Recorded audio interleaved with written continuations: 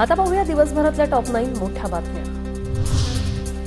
मुख्यमंत्र्यांच्या ओएसडींकडून नवषड्यंत्र, मुख्यमंत्र्यांना बदनाम करण्याचा ओएसडींचा प्रयत्न, मनोज जरांगे यांचा गंभीर आरोप। मुख्यमंत्र्याला खूप चांगलं मानतो, आतापर्यंत इथून पुढेही मानणार आहे शिंदे साहेबाला। त्यांचा ओएसडीत आमचे लोक पार दिल्लीत घेऊन पळायला आता मुख्यमंत्र्याला बदनाम करायचं काम दिसते ओएसडीचं बहुतेक। जरांगे पाटलांविरोधात सरकारकडून कुठलंही षडयंत्र नाही, जरांगे पाटलांनी आपलं शिष्टमंडळ चर्चेसाठी पाठवावं, शंभूराज देसाईंची प्रतिक्रिया। प्रतिनिधी असतील तर त्या प्रतिनिधींना त्यांनी जरूर सरकारकडे चर्चेला पाठवावं। सरकार त्यांच्याबरोबर चर्चा करायला तयार आहे, पण मी आपल्याला विश्वासानं सांगतो राज्य सरकारची भूमिका ही सकारात्मक आहे। मनोज पाटील जरांगे साहेब जे म्हणतायत तसं कुठलंही कटकारस्थान त्यांच्या विरुद्ध अगर इतर कोणाही विरुद्ध सरकारला करण्याची काहीही आवश्यकता नाही। देवेंद्र फडणवीसांचे विश्वासू आमदार राजेंद्र राऊतांकडून जरांगेंची भेट, राजेंद्र राऊत सरकारचा निरोप घेऊन आले, आरक्षणाचा विषय लवकर मार्गी लावण्याचं आश्वासन, जरांगेंची प्रतिक्रिया। आरक्षण मिळाल्याशिवाय उठणार नाही, निर्णय घेतला नाही तर पुन्हा सलाईन काढणार, काल सरकारकडून विषय तडीस नेऊ असं सांगण्यात आलंय, मनोज जरांगे यांची माहिती। पुन्हा याच्यात बदलले तर सलाईन काढून टाकता येईल, त्यात काही एवढं मोठं हे नाही। मी लढायला इथं मराठा समाजासाठी खंबीर आहे, हे नाही देत मरायला।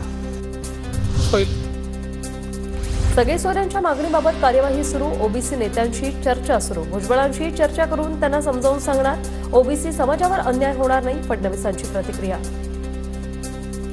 इतरही मागण्या आहेत, त्या मागण्यांवर सरकारने नेहमी पॉझिटिव्ह भूमिका घेतली आहे। सरकार मराठा समाजाच्या संदर्भात संवेदनशीलही आहे आणि पॉझिटिव्ह आहे, त्यामुळे मला असं वाटतं की निश्चितपणे या संदर्भात सर्व ओबीसी नेत्यांना त्या ठिकाणी विश्वासात घेऊन त्यांना आम्ही पटवून देऊ आणि जेवढ्या लवकरात लवकर करता येईल तेवढ्या लवकरात लवकर ही कारवाई आम्ही पूर्ण करू।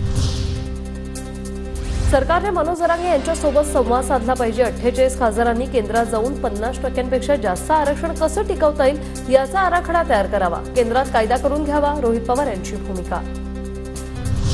छगन भुजबळांना काही कळत नाही, ते बधीर झालेत, कामातून गेलेत, मनोज जरांगेंचा पुन्हा भुजबळांवर हल्लाबोल। राष्ट्रवादी शरद पवार गटाचं प्रदेशाध्यक्षपद रोहित पवारांकडे देण्याच्या मागणीनंतर जयंत पाटील समर्थकांकडून खोचक ट्विट, सांभाळणं कोंबड्या पाळण्या इतकं सोपं नाही, जयंत पाटील समर्थक भूषण राऊतांचं ट्विट। अमोल मिटकरी अजितदादांच्या बंगल्यावरील ऑपरेटर आहेत का? माझ्या मनात पाप असेल तर बीडची जनता माझं तोंड चपलेने फोडेल, माझे वडील कानाखाली लावतील, बायको जेवायला देणार नाही, अजितदादांच्या संपर्कात असलेल्या दाव्यावर खासदार बजरंग सोनवणेंचं उत्तर।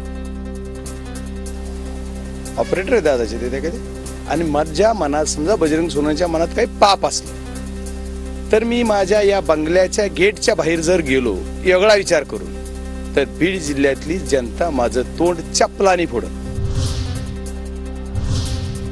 आता पाहूया टॉप 9 महत्त्वाच्या बातम्या।